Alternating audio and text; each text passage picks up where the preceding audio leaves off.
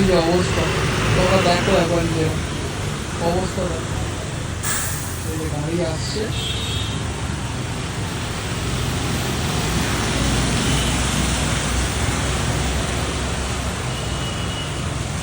পুরো সমুদ্রের ঢেউ হয়ে গেছে, একদম সমুদ্রের ঢেউ এপার থেকে ওপার যাচ্ছে, পুরো সমুদ্রের ঢেউয়ের মতন অবস্থা। এই যে,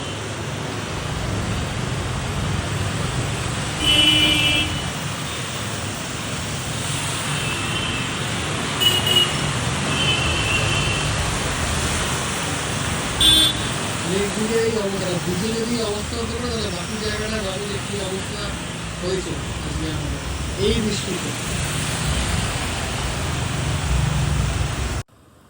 মোবাইল তার মধ্যে এক একটা করে ড্রপ করছে বলে পুরো ভিডিও আবছা হয়ে যাচ্ছে।